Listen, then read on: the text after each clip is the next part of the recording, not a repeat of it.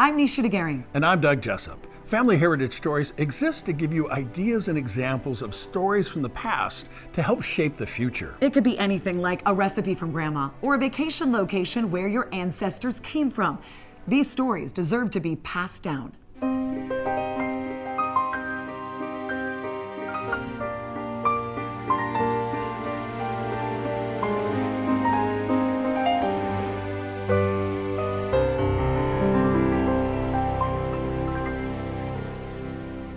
Everyone has a story. Stories have power. They help us understand each other. In this episode of Family Heritage Stories, we highlight people making a difference.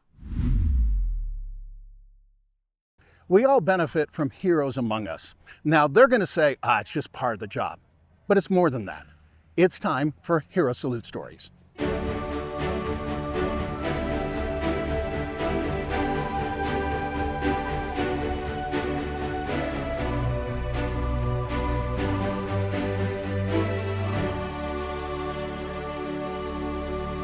Hi, this is Doug Jessup. Welcome to this episode of Family Heritage Stories.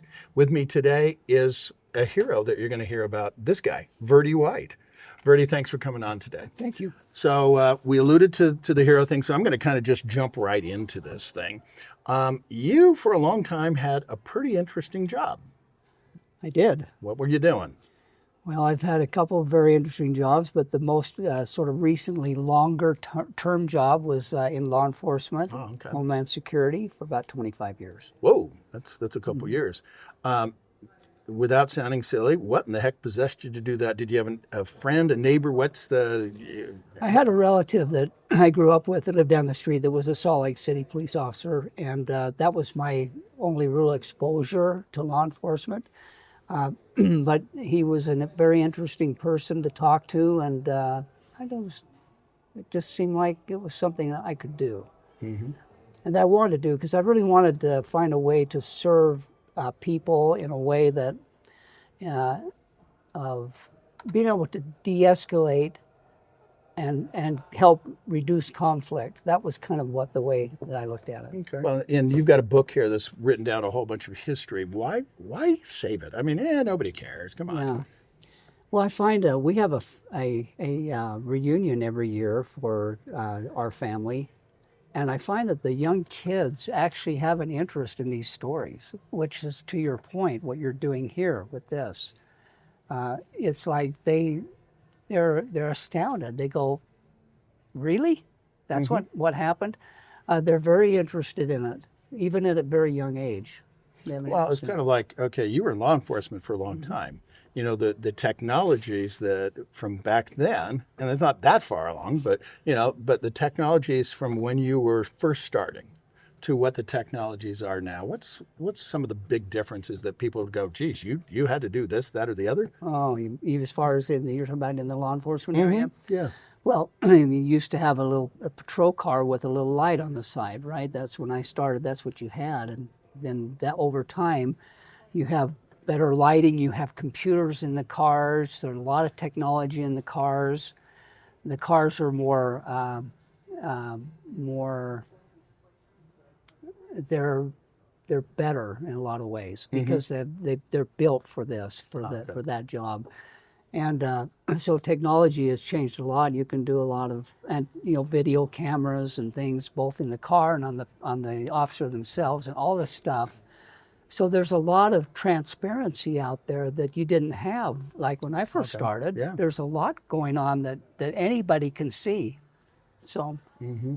Well, I'm not even sure that my grandkids would know what a fax machine is. So it's just like, just saying. Mine don't, guaranteed. They don't know what a fax machine is. So let's kind of go there. What kind of stories do you want your grandchildren to know about you, but also about your grandparents? Okay. Well, I would like them to know that I took a little different philosophy, maybe philosophical approach to my work, perhaps in some, but I wanted to let them know how I got to that. So I'm going to tell you a story about a traffic stop I made out on I-80 westbound, right out by the Twilla line at 2 o'clock in the morning. Ooh. So there's no traffic really on the road. There's really nobody much working even, except for a few of us that are out at that time. And I made that traffic stop because I saw the car was going kind of slowly and kind of weaving around in the lanes. So I turned on the lights and pulled over, and I positioned my car so I could be protected from any traffic that wasn't there yet, but ongoing traffic.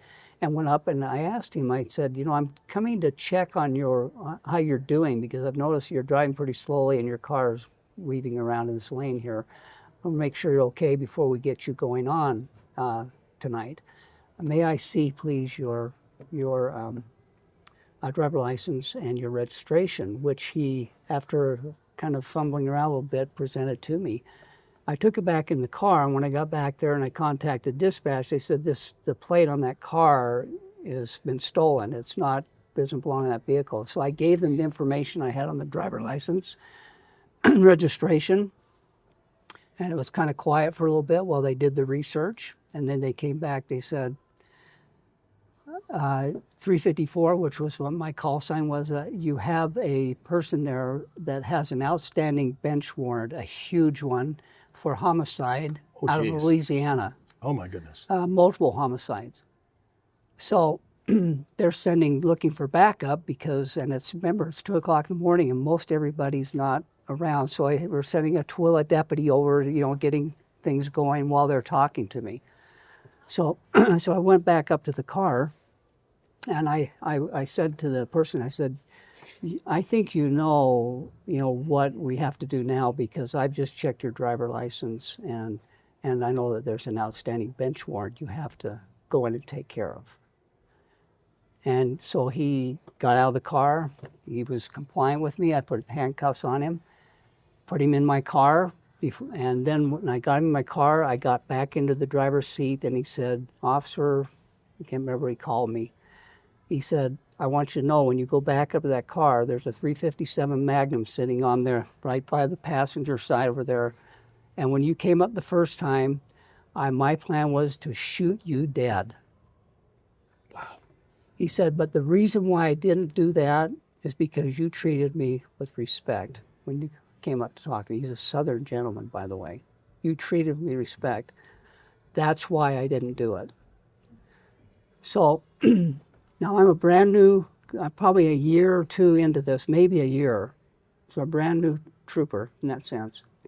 And I decided at that time, at that point, that I would treat people with respect as much as they would allow, always. That would be the first default. It would always be that, and not judge them by whatever it is they're doing, right? To go there, because I felt like that they're my safety, and it was better for trying to keep the dignity of another person so that they would react and talk in a more rational way than taking that from them as well. So that's what I did the rest of my career. That's the way I approached Saved your my life. job. Saved my life. Yeah. Wow. I got to tell you, you are the epitome of police officer being a peace officer. Thank you very much for your service. Thank you. Hero Salute stories are made possible by the generous support of viewers like you. Go to fedorafoundation.org to donate today.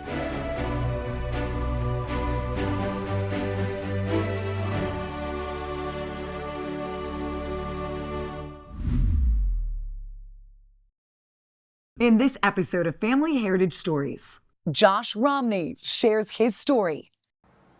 Recently, I did a bunch of interviews with some veterans from a very special unit, the 159th Medical Evacuation Group called Dust Off, served in Vietnam. What is the value and the power of a story? Ask Mara. It's priceless. It's priceless to me because when I was first sitting with the guys listening to their stories, it's something you just can't get back. And there's a lot of stories I wish I would have had recorded from my dad, my mom, my grandparents. So at least we were able to get these stories. Do your kids and grandkids know your stories? This is Doug Jessup. Part of the reason we do Family Heritage Stories is to give ideas and examples of how to share those stories. If you need help, we're here to help give you a private interview with either myself or Nisha DeGaring. For availability and pricing, contact Krista at fedorafoundation.org. There's a special bond between grandparents and grandkids. Tell me a story about your grandma or grandpa.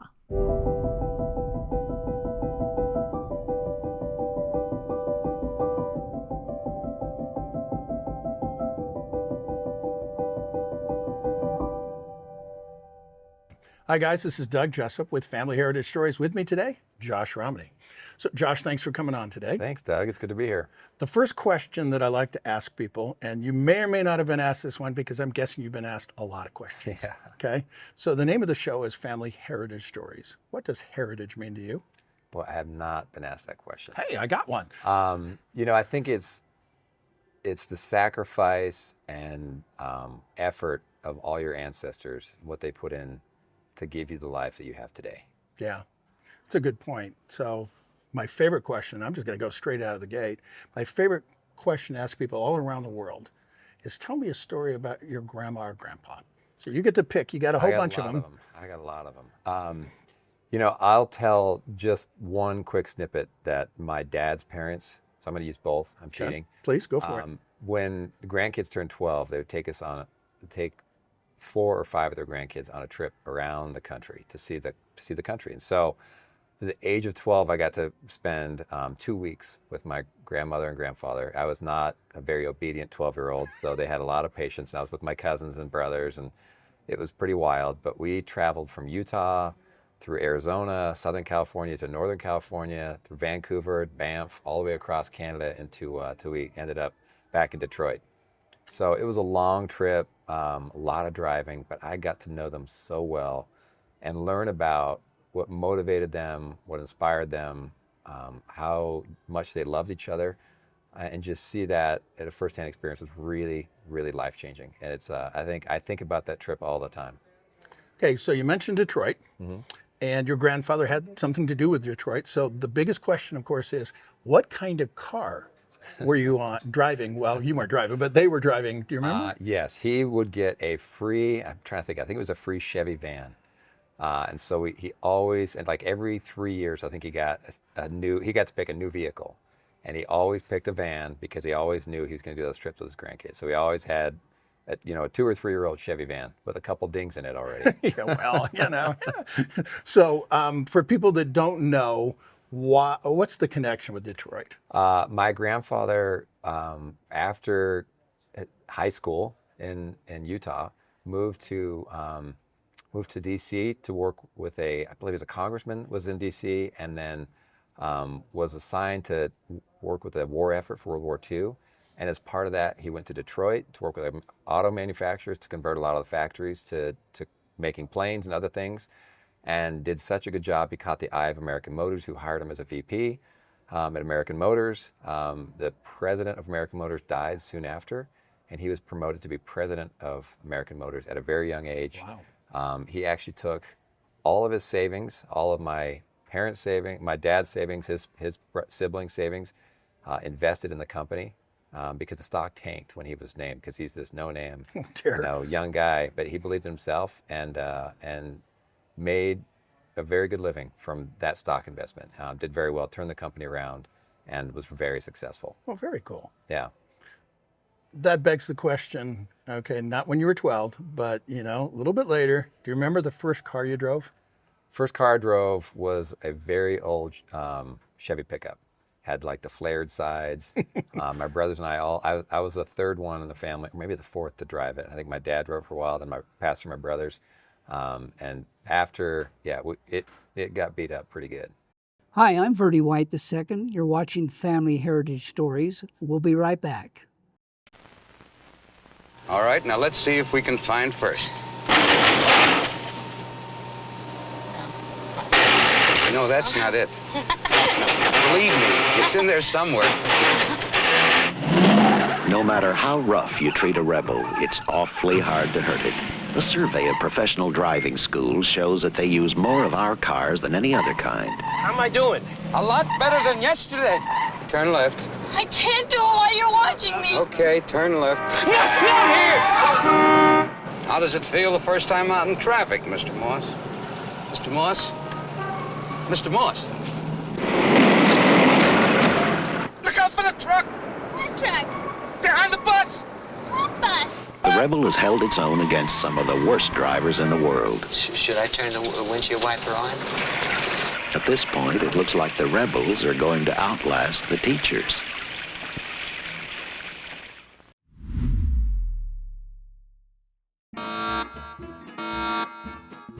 Steve Haga, so what do you call a cow that's twitchy? Beef jerky.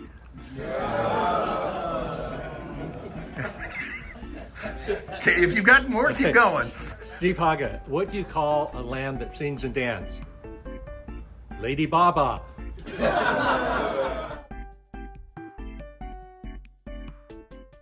What does heritage mean to you?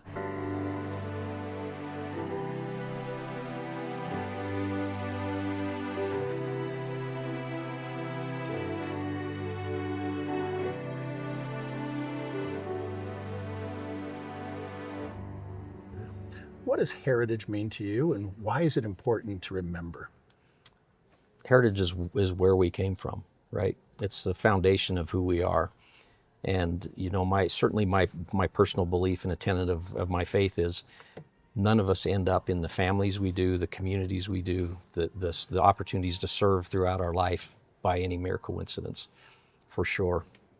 And so recognizing where you came from helps you understand who you are, why you're here, and where you're going as well. And so I think that makes it vitally important. And times change. And so there are things worth recognizing and remembering and treasuring in culture, in art, in styles that don't exist anymore except in history. That's why we have museums. That's why we have places like this. People like the stuff that generated the inspiration for what we have in modern times. Have you ever wondered how an object becomes important enough to be passed down from generation to generation? Well, later in the show, we share one of our viewers' treasures remembered. Oh, those boys are much too much. Those boys are much too much. We got the spirit. We're hot. We can't be stopped. We got the spirit. We're hot. We can't be stopped. We're going to beat them and bust them. Beat them. The smallest moments can have the biggest impact on a child's life. Let's get a little bit rowdy. R-O-W-D-Y. Take time to be a dad One more today. time. Oh, those boys are much too much. Those boys. You know, it's been a really interesting experience. I was a little skeptical when I first heard about it and saw the advertising, but I ended up feeling more and more comfortable as I was gathering some information and thinking about stories that I could tell, that I could pass on to my kids and my grandkids. And I realized that my kids and grandkids probably won't read stories that I write, but they may watch the videos. And I found that will probably be the best way to pass down really important stories to me, to my descendants, and that's what I'd really like to do. I'd be happy to recommend this to other people. I think that sharing stories of yourself, the reality of who you are, and having people being able to remember you is a big deal. And we all have different stories, and most of them are really pretty interesting. Hi, this is Doug Jessup. The mission of Family Heritage Stories is to help give examples and ideas of stories that can be passed down from generation to generation. Hope you're enjoying the show. If you need help sharing your stories with a private interview with either myself or Nisha, contact us. Krista@fedorafoundation.org. You learn a lot about traditions, values, and culture when you travel.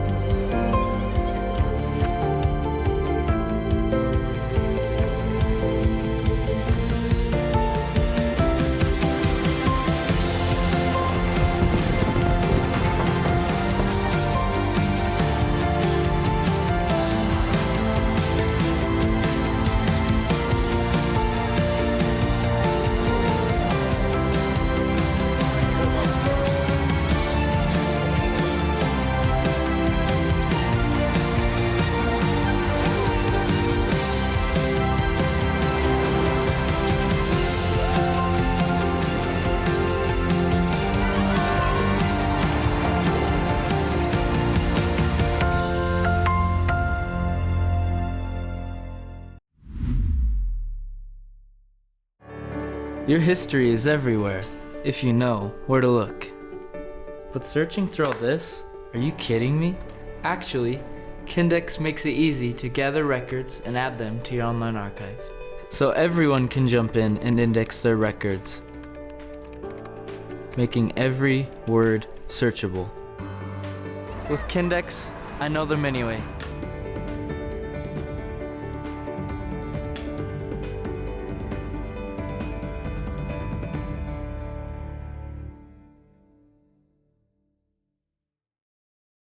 Objects with stories, our treasures remembered.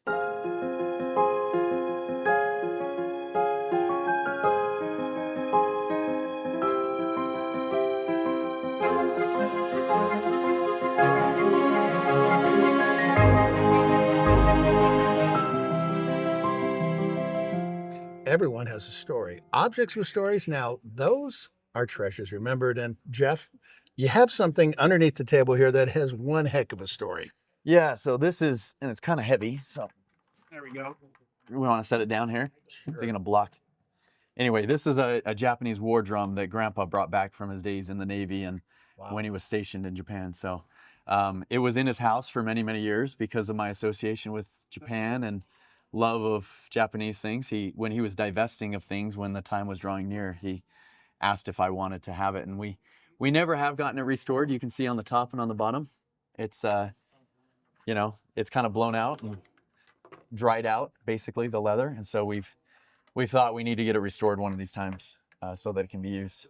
So do you know what the history is behind this? No, other than he brought it back and thought it was kind of cool. And then when I, went to Japan several times and then ended up going on a mission, he brought this and anyway, he had it in his home and he said, Jeff will appreciate this. And anyway, it's kind of a cool thing that he thought this is particular to me. So, did you ever get to drum on this thing when you were a little kid? No, unfortunately, we weren't allowed to drum on it when it was there. And then I, ever since I was an adult, it kind of has broken and dried out. So I think that there's probably some oil that should have been applied over the years in order to keep it in tip-top shape. So now we just probably need to get it restored, which I don't know how you get out some of these brackets or turrets or whatever you call them here. So, any ideas to the age of this?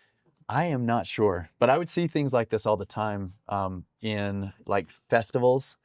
In Japan, they're very big on festivals, on matsuri, on when they would sometimes march through the streets with different shrines and things like that, and people would beat on the drums and kind of it's very cultural. So it's kind of cool to come back and receive this a few years after I got home. Yeah. So well, thanks for sharing. Yeah. Objects with stories are treasures remembered. We'll be right back. Love, exciting, come aboard, we're expecting you. The Love Boat promises something for everyone. Set a course for adventure, your mind on a new romance. It's love, welcome aboard, it's love.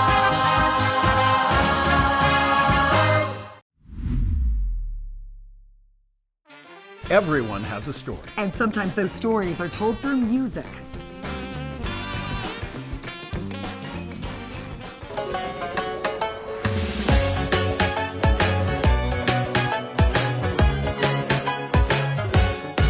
Ohio, Tokyo, konnichiwa, sumimasen, I foreigner. I don't speak Japanese, but I love Aoi Sora. When you say wakarimashita, I say Hitachi, Toyota, Kawasaki, Nintendo, Canon, Sony, Honda. I'm losing my way. Oh, so where should I go? Shinjuku so big. I need a Doraemon. You speak Japanglish. And show me English language. What can I do?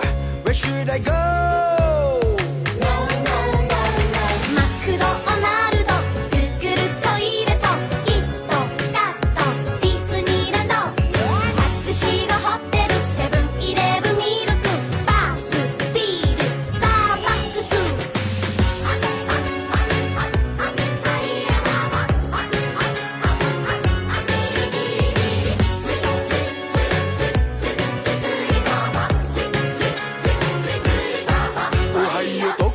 konnichiwa, sumimasen, I foreigner. I don't speak Japanese, but I love ramen tempura. When you say arigato konbawa, I say Suzuki, Yamaha, Uniqlo, Toshiba, Casio, Kochila. I'm losing my way. Oh, so where should I go? Shinjuku so big. I need a Doraemon. You speak Japanglish.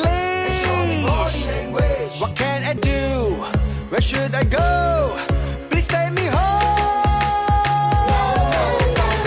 マクドナルドクックルトイレとキットカットディズニーランドタクシーがホテルセブンイレブンミルクバスビールスターバックス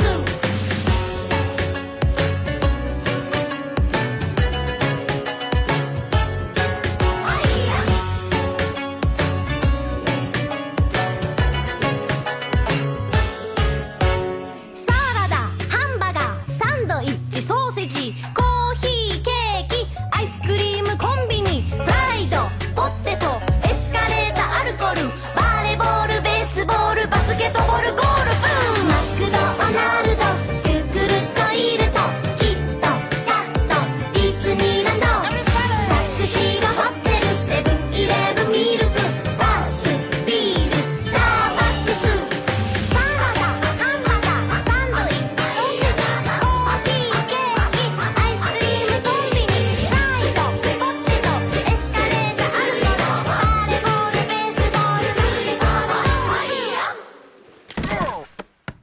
バカ野郎バカ野郎バカ野郎バカ野郎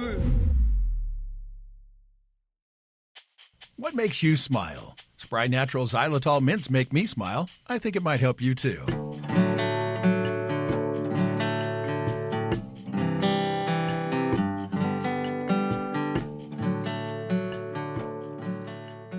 It's our honor to be able to help people remember where they came from. The Fedora Foundation supports the collection, preservation, and distribution of diverse stories of traditions, values, and culture through Family Heritage Stories, on TV and online at familyheritagestories.org. How do you want to be remembered? With another episode of Family Heritage Stories, I'm Nisha Dagari. And I'm Doug Jessup.